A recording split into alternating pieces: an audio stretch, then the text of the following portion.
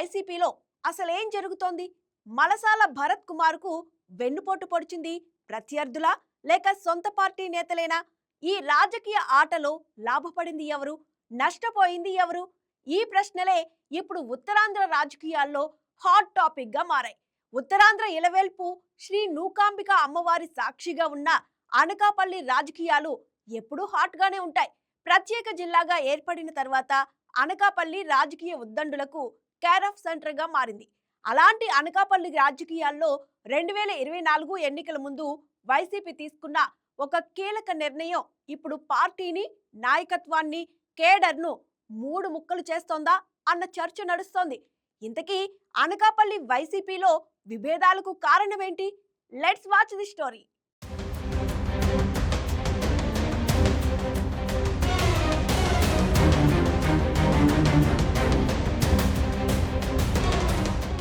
2024 assembly ఎన్నికల్లో YCP తరపున Anakapalli MLA అభ్యర్థిగా మలసాల భరత్ కుమార్ను అధిష్టానం ప్రకటించింది. అప్పటికే 2019లో అధికారంలోకి వచ్చిన వైసీపీ మరోసారి అధికారాన్ని నిలబెట్టుకోవాలన్న వ్యూహంతో అడుగులు వేసింది. కూటమి పార్టీలను ఎదుర్కొనేందుకు స్థానికంగా పేరు, డబ్బు, పలుకుబడి ఉన్న అభ్యర్థి కావాలన్న ఆలోచనతో అధిష్టానం భరత్ కుమార్ పేరును ఖరారు చేసింది. భరత్ కుమార్ నేపథ్యం చూస్తే రాజకీయంగా బలమైన కుటుంబం. ఆయన తల్లి మలసాల ధనమ్మ టీడీపీలో జెడ్పీటీసీ, ఎంపీపీగా పనిచేశారు. తండ్రి మలసాల రమణారావు విశాఖ డైరీ డైరెక్టర్గా, రెక్స్ చైర్మన్గా కీలక పదవులు నిర్వహించారు. అంటే కుటుంబమంతా టీడీపీ రాజకీయాలతో గట్టిగా ముడిపడి ఉన్న పరిస్థితి. భరత్ కుమార్ స్వయంగా ఎన్ఆర్ఐ, సాఫ్ట్వేర్ రంగంలో సొంత కంపెనీతో స్థిరపడి ఎంతో మందికి ఉపాధి కల్పించిన వ్యక్తి. రాజకీయాలకు దూరంగా ఉన్న భరత్ కుటుంబ సభ్యుల ఆదేశాల మేరకు రాజకీయ రంగంలోకి రావాలని నిర్ణయించుకున్నారు. టీడీపీని వీడి వైసీపీ తీర్థం పుచ్చుకున్నారు. అనకాపల్లి నియోజకవర్గంలో ఆర్థికంగా బలమైన, స్థానికంగా గుర్తింపు ఉన్న అభ్యర్థి అవసరమన్న అభిప్రాయంతో భరత్ కుమార్కు టికెట్ ఖరారైంది. వెంటనే పలువురు కార్యకర్తలు, నాయకులు భరత్ చుట్టూ చేరారు.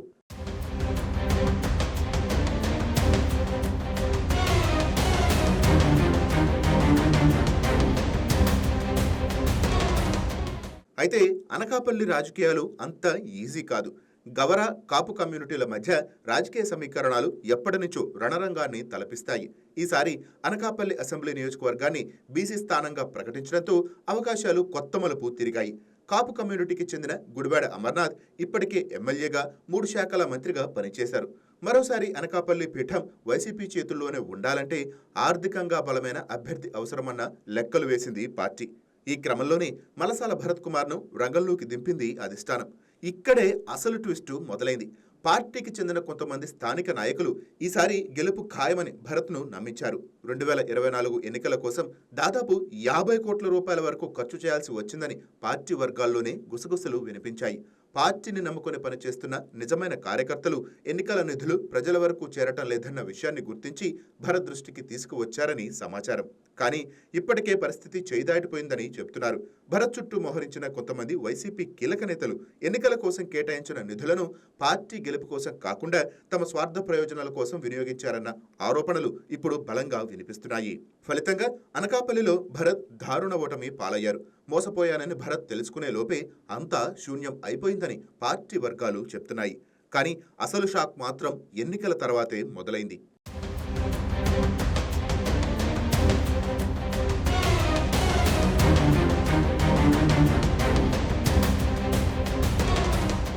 ఎన్నికల్లో భరత్కు వెన్నుపోటు పొడిచారని ఆరోపణలు ఎదుర్కొంటున్న వారే ఇప్పుడు పార్టీలో అందలం ఎక్కిస్తున్నారన్న ప్రచారం జోరుగా సాగుతోంది.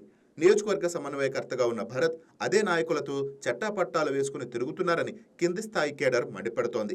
స్థానిక సమస్యలపై గళం విప్పాల్సిన సమయంలో మౌనంగా ఉండటం, ఎన్నికల్లో పార్టీని నష్టపరిచిన వారికి పదవులు ఇవ్వటంపై కార్యకర్తల్లో తీవ్ర అసంతృప్తి నెలకొంది. పార్టీ కోసం కష్టపడ్డ వారికి అన్యాయం, వెన్నుపోటు పొడిచిన వారికి పదవులా అంటూ కేడర్లో గుసగుసలు కాదు, ఆగ్రహం పెరుగుతోంది. ప్రస్తుతం అనకాపల్లిలో వైసీపీలో వింత పరిస్థితి నెలకొంది. బహిరంగంగా ఎవరూ మాట్లాడటం లేదు, కానీ లోపల మాత్రం సమయం వచ్చినప్పుడు మా సత్తా చూపిస్తాం అనే ధోరణిలో కార్యకర్తలు ఉన్నారని సమాచారం. మొత్తానికి మలసాల భరత్ కుమార్ రాజకీయ ప్రవేశం వైసీపీకి కలిసి వచ్చిందా, లేక స్థానిక నేతలకు అందివచ్చిన అవకాశంగా మారిందా? వెన్నుపోటు రాజకీయాలు ఎవరి భవిష్యత్తును దెబ్బతీశాయి?